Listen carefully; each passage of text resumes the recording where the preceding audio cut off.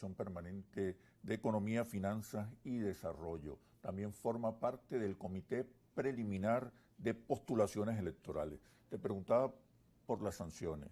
¿Cómo observas esa situación? ¿Qué podemos hacer? ¿Cómo se puede gestionar esas circunstancias? Mira, una vez le preguntaron al señor Ford, Henry Ford, que cómo invertía él, ¿verdad?, en Alemania de los nazis, ¿no? No es el caso nuestro, pero la frase vale al momento. Y dijo, un americano tiene que estar donde hay un negocio. Claro. ¿Qué nos falta a nosotros? Ofertar públicamente el negocio. Exacto. Frente al bloqueo.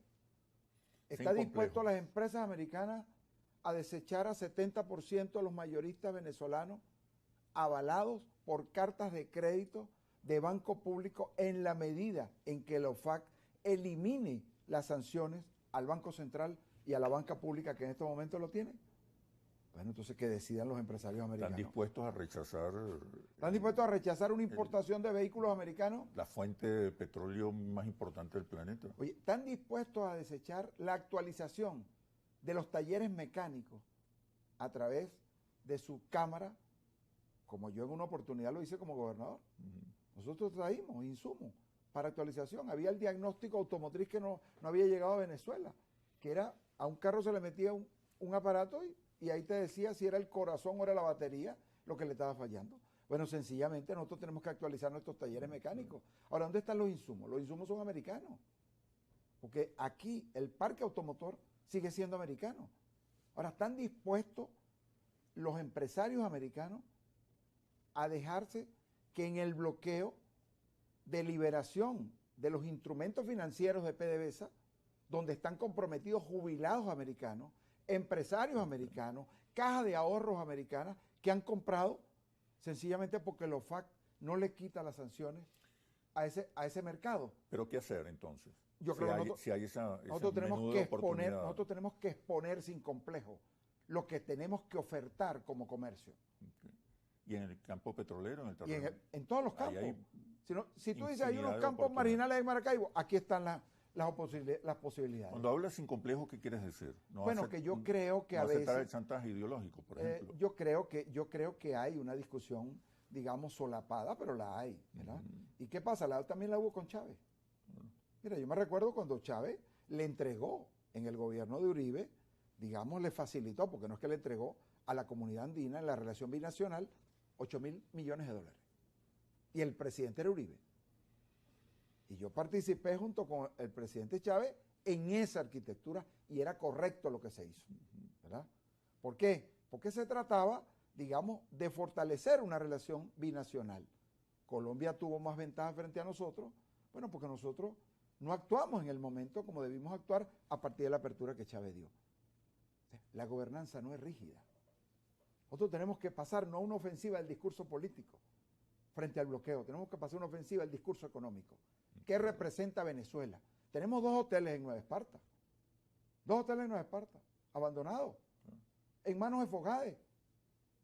Ahora, si ¿por qué no se toman decisiones entonces? ¿O por qué se demoran algunas decisiones? Bueno, porque yo siento de verdad que hay el diarismo, claro, a veces nos lleva. Claro, claro. ¿Verdad? Y entonces ahí es donde yo insisto que la investigación del mercado no puede estar en manos de los propios funcionarios del gobierno. Nosotros necesitamos investigación turística. ¿Qué tipo de turismo es el que nosotros vamos a recibir? Porque ¿qué tipo de operadores turísticos tenemos para recibir? O sea, es una investigación que no se la puede hacer el gobierno a sí mismo. O tenemos que contratar empresas de investigación, no solo de medición de opinión que hace falta, sino también de ver cuál es el consumidor colombiano que vendría. Investigación de mercados. Investigación de oportunidades. Mercado, totalmente. Entonces, tenemos que ir sin complejo a buscar las empresas que tienen esas operaciones. Mira, yo, en mi caso, siempre tuve empresas encuestadoras. Se crearon los consorcios, las asociaciones estratégicas. Importamos directamente desde la Chevron en Estados Unidos, en el momento del paro petrolero, toda la resina que hacía falta para la industria plástica en Venezuela, gracias a ese consorcio. En ese análisis de situación que haces, ¿cómo ves el impulso que ha habido, el reimpulso que ha habido recientemente en las relaciones con China, Rusia, Irán, Turquía? Es que yo creo que ellos también necesitan mayor concreción. sea, si tú quieres un mercado turco, yo creo que Turquía le puede poner a Venezuela un promedio, yo diría de 600.000 personas anuales. Ahora, para que eso exista, sin complejos los venezolanos, tenemos que aceptar que uno de esos 2 hoteles, o los 2 que están ahí, si queremos 1 millón de rusos y queremos 1 millón de turcos, tenemos que dárselo a los capitales que vienen, porque el turismo es una sinergia.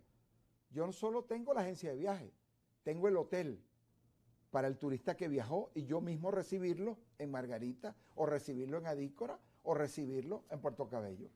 Tú tienes que darle confianza a ese capital. Si no, vas a tener 30.000 y 40.000 personas anuales. Mientras que República Dominicana va por 5 millones antes de la pandemia y La Habana está en el orden de los 5,5 millones antes de la pandemia.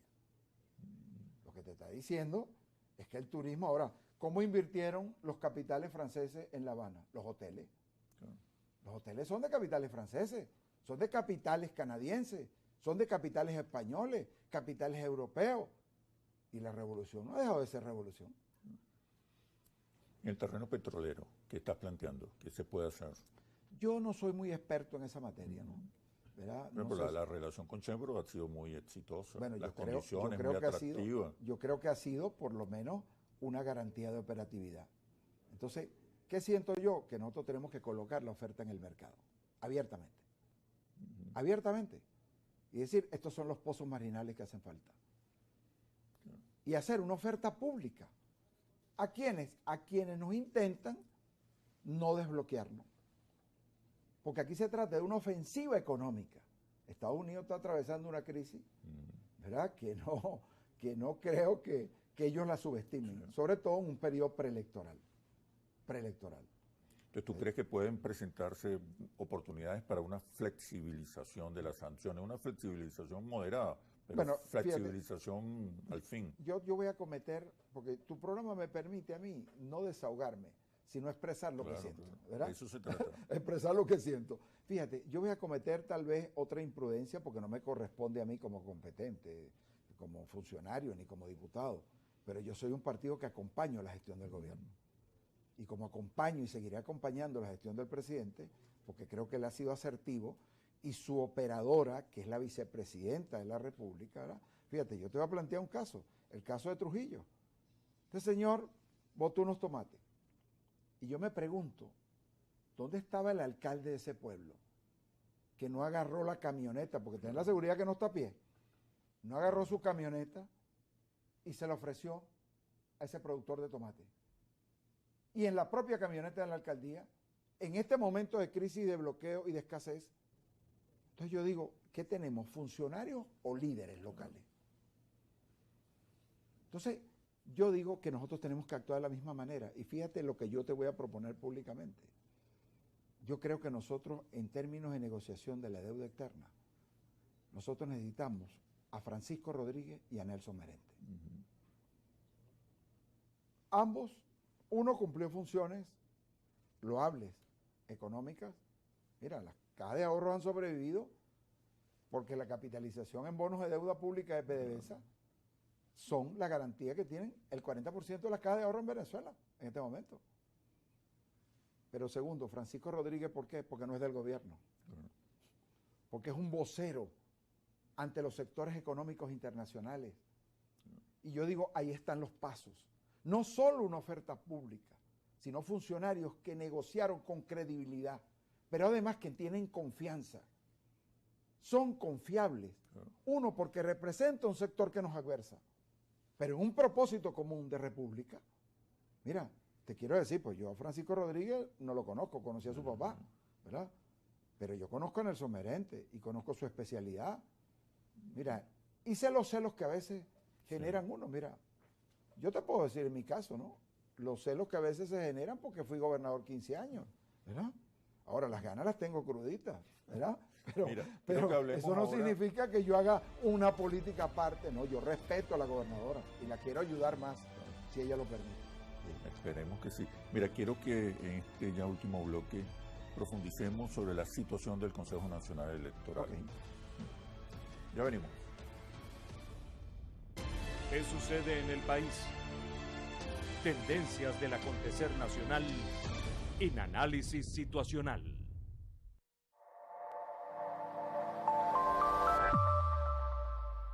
¿Quieres cambiar tus lentes? Los míos son de Óptica Berlut, que te soluciona tu problema visual a distancia desde la comodidad de tu teléfono inteligente. Vía online recibirás el mejor servicio al mejor precio y calidad. Contáctanos en Twitter, Facebook, Instagram y WhatsApp y en nuestras tiendas físicas en San Cristóbal y San Antonio, cerquita de Cúcuta. Óptica Berlut, para ver mejor y estar en la mira de todos.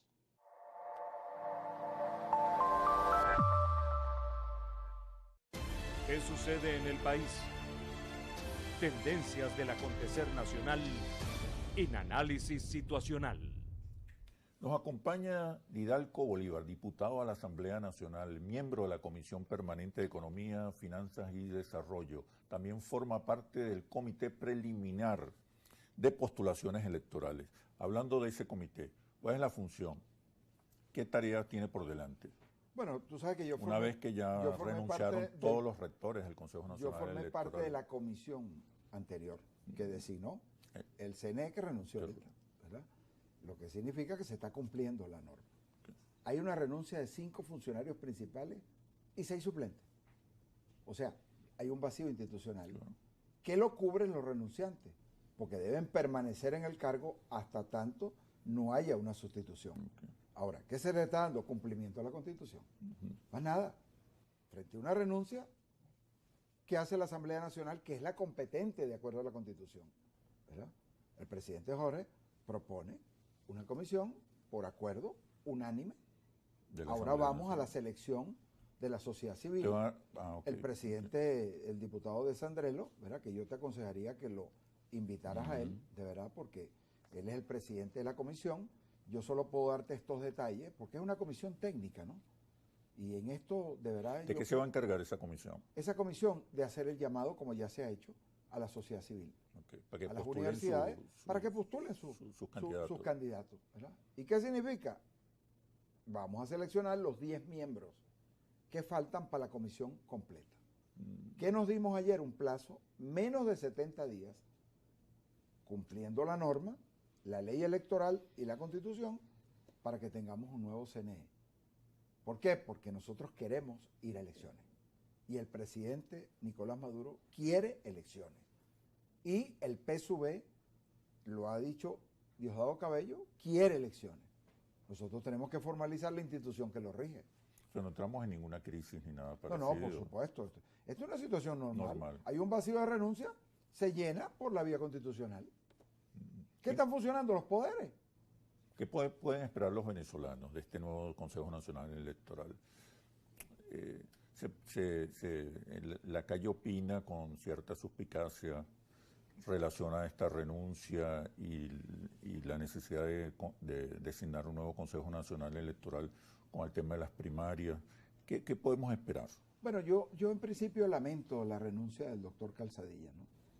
Yo creo que además de ser un hombre honesto, es un intelectual y de verdad un hombre admirable en su gestión, ¿no? Ya han habido otros, ¿no? Antes que él también que lo han sido, mujeres excelentes, ¿no? ¿Verdad? Pero quiero decirte, pues no lo lamento, porque de verdad yo creo que él nos condujo a una elección, ¿verdad?, de regionales que fue exitosa. Y fíjate, el gobierno ganó unas y perdió otras. Pero lo que es más, también reflejó que si la oposición se hubiera unido en algunos estados y en algunas ciudades, tal vez hubieran ganado alrededor de 13, 14 gobernaciones. Entonces, ¿qué dice eso? Que el CNE era correcto. Entonces, aquí nunca ha habido un force electoral. Aquí lo que nos ha regalado la oposición es su abstención. O sea, si usted no vota, si usted no va a votar, no es que nosotros sustituimos el voto. Nosotros votamos y logramos la movilización de su abstención. Entonces el venezolano tiene que decidir qué es lo que quiere. Yo estoy seguro que nosotros debemos reconstruir un propósito político. Estamos frente a una nueva realidad, licenciado. Y hace falta un discurso de actualización para ese proceso electoral. ¿Qué nueva realidad te refieres? Ahora ya en términos políticos. En nueva realidad que la situación económica ha creado aprensivamente un elector. yo me atrevo a decirte... Un nuevo elector. Sí, un nuevo elector. En más de un 30%. ¿Qué cualidades tiene ese nuevo elector? Mira, lo que más me preocupa es el resentimiento, ¿verdad? Porque a mí lo que no me gustaría es un voto en contra, Claro. ¿no? Sino Que que puede tú votes ocurrir. por alguien porque lo convence. ¿Qué significa? Que el gobierno tiene que replantearse el discurso político. Nosotros no podemos vivir solamente de atacar al adversario. ¿En qué términos replantear el discurso político? Mira, tenemos principios válidos. Claro. Aquí hay banca pública, porque en estos años Chávez y Maduro se restearon para que aquí la banca pública tuviera la misma fortaleza y los mismos beneficios, y hasta más beneficios de los que daba, y los que da la banca privada. Aquí hay un mercado de valores que es una garantía de capitalización para el Pero sector eso es un agrícola. discurso económico, no político. Sí, pero te llega abajo también. Te llega abajo también. Segundo, porque además déjame decirte, ¿dónde está el mayor resentimiento? El mayor resentimiento está en los sectores económicos que nos toleran, que comparten con nosotros decisiones económicas y políticas, pero que en el fondo nos adversan. Que en el fondo nos adversan. ¿Por qué?